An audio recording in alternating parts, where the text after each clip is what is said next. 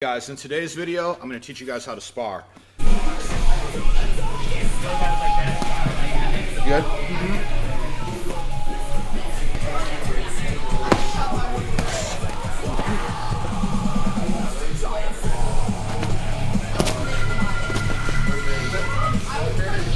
So one thing that I want to talk about right away is that sparring is not a fight. So when you're sparring, you're not angry with somebody, you're not trying to hurt them, they're not trying to hurt you. You're just trying to improve on your techniques and just get better and better, right? And so sparring is a way to learn distance, to learn timing, to learn courage, to sharpen up your techniques. And it's a way to learn that in a free-flowing motion, but it's not a fight. So one thing that I like to do is I like to take drills and build them up to full sparring. I've been teaching for over 30 years now, and one of the biggest mistakes that you can make is have two guys go together and they don't know each other very well and just say, hey, just spar, and you never know what's gonna happen. You know, one guy might be swinging like, wow, like this, and the other guy's kicking super hard. You don't know what's gonna happen. It's always a recipe for disaster. But if you can slowly build it and learn drills, sparring drills, that will eventually take you to full sparring, whether that means boxing, kickboxing, or mixed martial arts, I promise that's the way to go. It's gonna help you if you're a teacher, it's gonna help you with student retention, and if you're a student, it's gonna help you have longevity on the mat. So the first drill that we're gonna do is jab sparring. So Chris, I'll have you move this way just a little bit.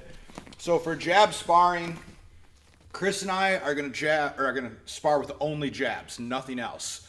When he jabs at me, I catch the jab in my right hand, because we're both right-handed, so his left jab's coming, I'm catching it with my right. When I jab at him, he catches with his right. We don't catch with this hand, because if I was to punch here and he did that, then boom, I'm coming over the top.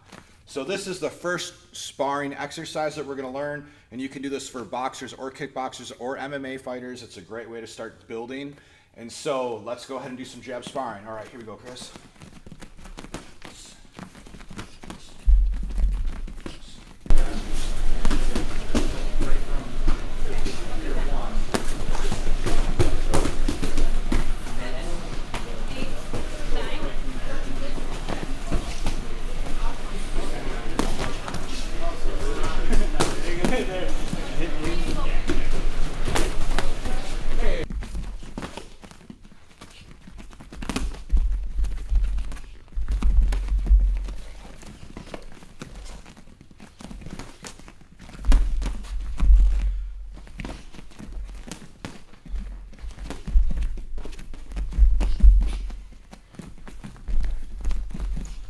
Okay, great. So now the next exercise we're gonna do is we're gonna do left hands only, or lead hands only. We just did this in class last week. We did this a couple classes in a row. In my class, we have a section of the room that does full contact sparring, and then we have a section of the room that doesn't do any contact at all. But I feel like this exercise is so safe. Like we had people that had MMA gloves on. I'm not saying this is the best idea, but we had guys that had MMA gloves on. We had people that didn't have mouth guards on, and it still seemed like it was good. Like nobody got hurt. Everybody stayed really calm. Everybody knows it's just the left hand. It's just the lead hand. People understand it's not like a real fight, and there's no way to lose this. That's another really good thing. That's like one of the reasons why in Brazilian Jiu-Jitsu we do a lot of guard pass drills, mount escape drills, side control drills. It really helps take the ego out of it, because you never really feel like you lost. Even if you get tagged a few times with a jab, you don't really feel like you lost, because there's always like well, I couldn't use my right hand, I couldn't use my kicks, you know? So it really takes the ego out of it. So what we're gonna do now is any lead hands. Also, if you're new to kickboxing or boxing, in this kickboxing range, you should always have your left leg forward if you're right-handed. And if you're left-handed, it's the opposite, and the other leg's forward, if you're in a kickboxing range. For example, if Chris throws a right hand at me, I'm pretty far away from that right hand. I throw a right hand at him, he's pretty far away from it in our correct kickboxing stance. But I see people in sparring all the time that are brand new to sparring and they're just learning, and they'll punch and they'll step forward and they'll train, boom, and then they're running into that right hand. I used to knock people out all the time back when I was younger, and I'd knock them out on accident because my goal was to take people down and wrestle them. And I was trying to get the match to the ground so I could finish somebody using jiu-jitsu. However, people would step forward with a right hand, and I would roll back, and then boom, and then that'd be the end of the fight. And I'm like, man, I didn't even get to do any jiu-jitsu. And so keep your correct stance. That's one of the parts of this exercise, is making sure you have the correct leg forward the whole time. And you're working on that footwork as you're throwing punches. So now what we're gonna do is, any lead hand can be a jab, can be a hook, can be an uppercut. Okay, ready, Chris? Here we go.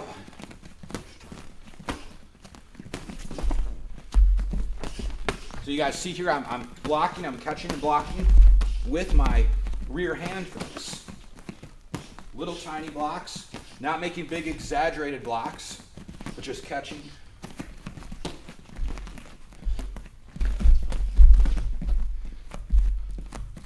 Always keeping my chin down and keeping my eyes on my partner. This is a way that we can learn to stay in the pocket and develop courage and looking for openings. So I'm always looking for openings right now.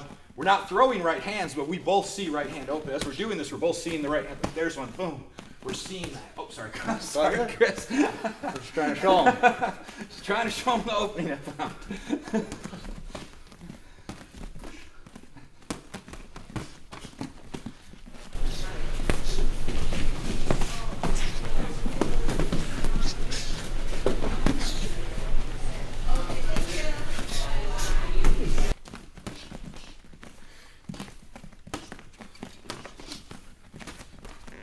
Now, definitely some different styles will have slightly different movements. For example, if you train at a martial arts academy, or I'll say a gym that's primarily a boxing gym, you're going to see a lot more head movement.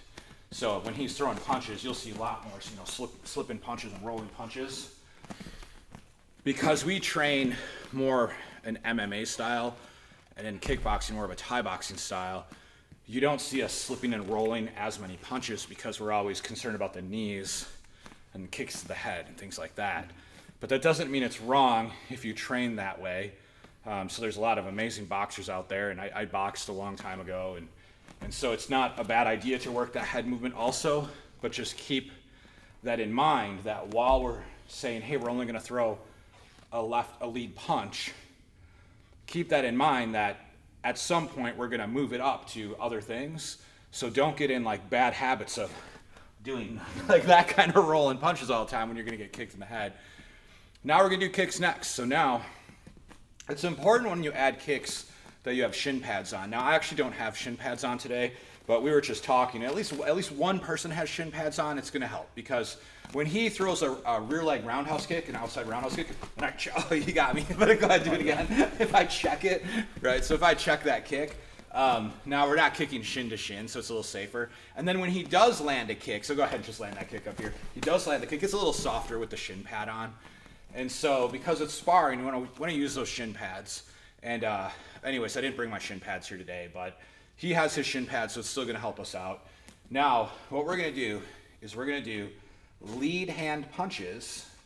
Okay, so you got your lead hand, I've got my lead hand, and rear kicks. But we're going to stay away from head kicks right now, which is fine for Chris and I, because we're not going to be throwing head kicks right now anyways. But so we have lead hand punches and rear kicks, and specifically we're going to be looking at rear roundhouse kicks, so kicks that are coming to like the outside of the leg or the outside of the body like that. So lead punches, rear kicks. Ready, Chris? Here we go.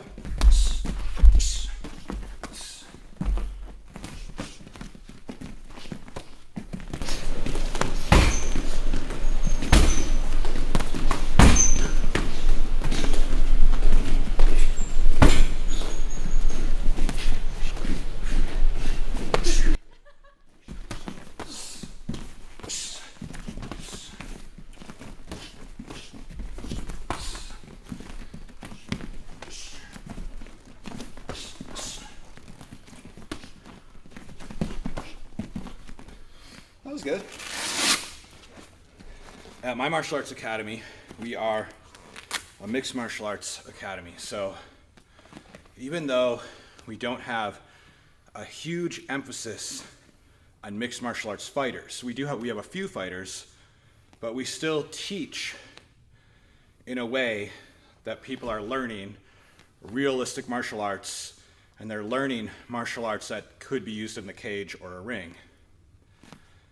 So right now, my focus is a lot more on self-defense and just helping people become martial artists. But we actually were the very first martial arts academy in the state where I live to host an MMA tournament or an MMA event back in 1997, really long time ago. So we've still been around mixed martial arts for a very long time. And I have a few fighters. So what we're gonna do now to build up towards that is now one person is gonna punch while one person looks for the clinch. After you get the clinch, you can kind of hold them and look to off balance them, but we're not actually gonna be throwing each other right now. But you could implement that as well. But for now, we're gonna be throwing both hands because sometimes it's hard to get the clinch off of a lead hand because my lead hand's kind of like shielding him, keeping that distance. But when my rear hand comes, I've got to get closer, and it's easier for him to get the clinch. Oh, now he's clinching, right? So now I'm gonna punch him. So I'm gonna punch Chris, and he's gonna look for the clinch. And now Chris is a Thai boxer, so Chris, you might be thinking traditional Thai clinch, but you can also use underhooks, like you're grappling, like you're gonna take me down or whatever. Okay, so I'll throw some punches at you, and you'll work the clinch.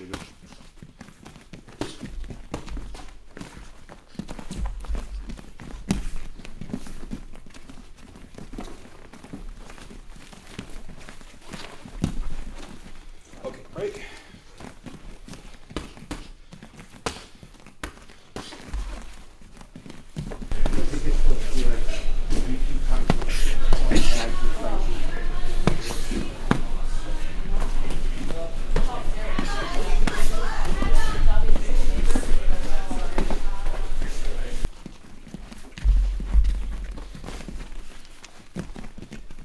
Good.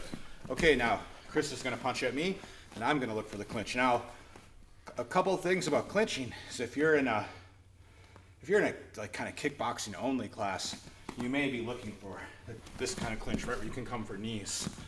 But right now, specifically, we're talking about mixed martial arts or even self-defense. So we're looking for underhooks also. Okay, you're punching me now, Chris. Here we go.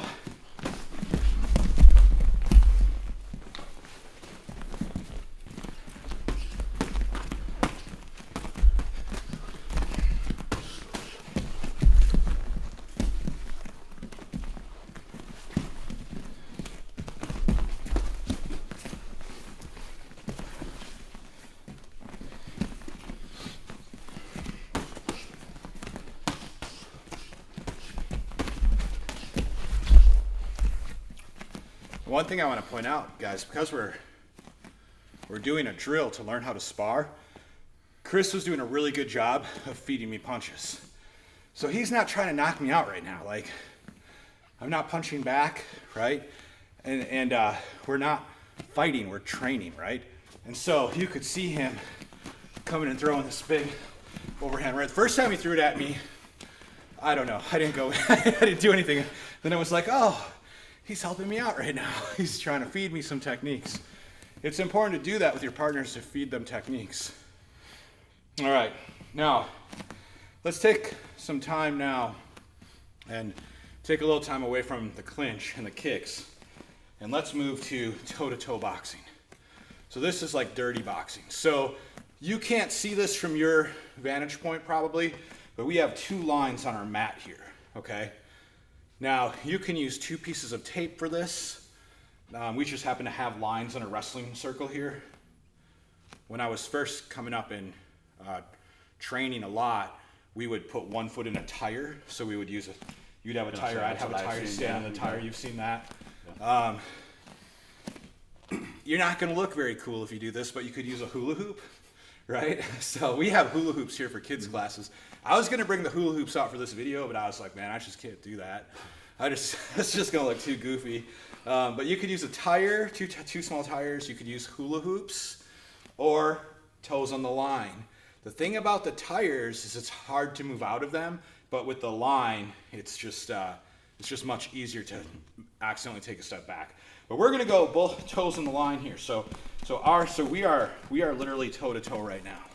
And now this is actually going to be a little more slipping and rolling because we're so close. We can't throw straight punches because we're too close. Our straight punches would look like this. So we have to throw more strikes like uppercuts and stuff like that. So we're going to have to roll some punches right now. And this is great training for when you're up against a cage, up against a wall, up against the ropes.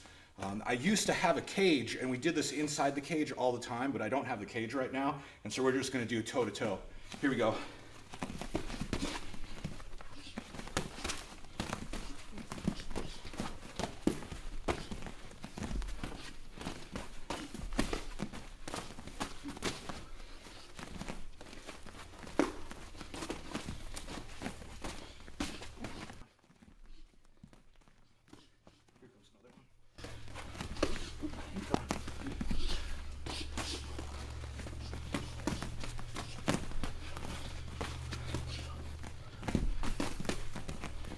All right, now for this next sparring exercise, this is going to be where the instructor calls out positions. So we're going to start with kickboxing. Now because I'm the instructor, it's going to be a big advantage for me because if I feel like I'm in trouble, I can just call another position. So kickboxing will be one position. The clinch will be another position. And then we're going to do one on the ground also. We'll do the guard for the third position. So for this one, when I say guard, I'll have you go down on your back. We'll have to scoot this way a little bit when I say that. So you can come up with any ideas that work well for your martial arts academy. But when we're doing this, these three specifics, we're working on the three specific ranges of fighting. We have kickboxing range, we have the clinch range, and then we have grappling range. So it's a really good combination. Okay, here we go, Chris. Kickboxing.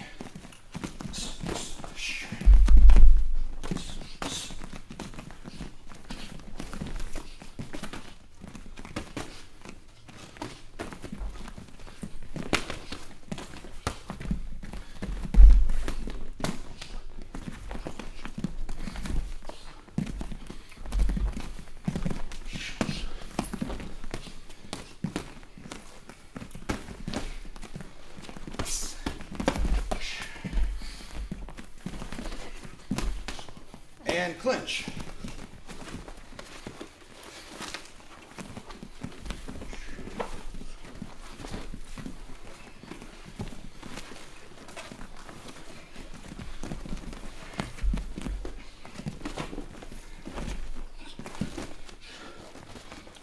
Break, kickbox. And guard.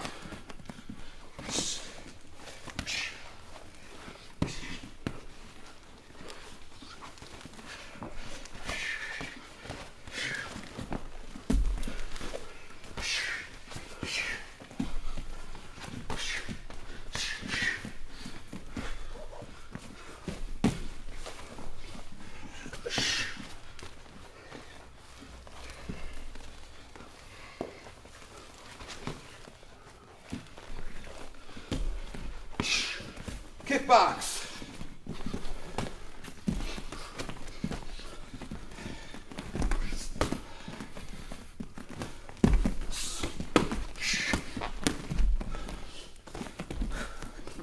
Okay, time.